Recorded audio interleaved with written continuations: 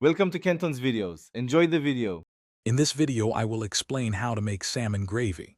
First, let's gather our simple ingredients.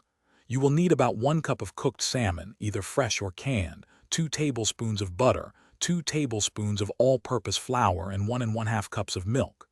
Don't forget your favorite seasonings, such as salt, pepper, and fresh dill, to enhance the flavor. Having a good saucepan and a whisk on hand will make the process smooth and enjoyable. Now, let's create the foundation of our delicious gravy, the roux.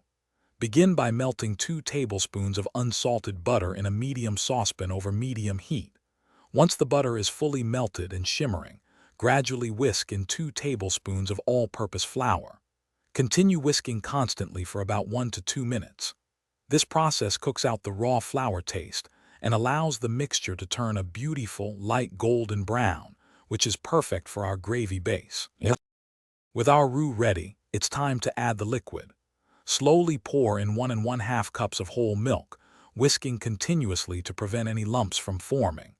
Keep stirring as you bring the mixture to a gentle simmer. It will begin to thicken beautifully. Once it reaches your desired consistency, gently fold in about 1 cup of your cooked, flaked salmon. This step infuses the gravy with that wonderful, rich salmon flavor. Finally, let's perfect the flavor of our salmon gravy.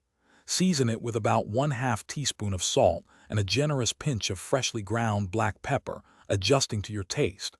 For an extra burst of freshness, stir in 2 tablespoons of finely chopped fresh dill. Give it a final taste test and adjust any seasonings as needed. Your warm, creamy salmon gravy is now ready to be served over mashed potatoes, biscuits, or even rice. Enjoy! Thanks for watching. Consider subscribing if we helped you.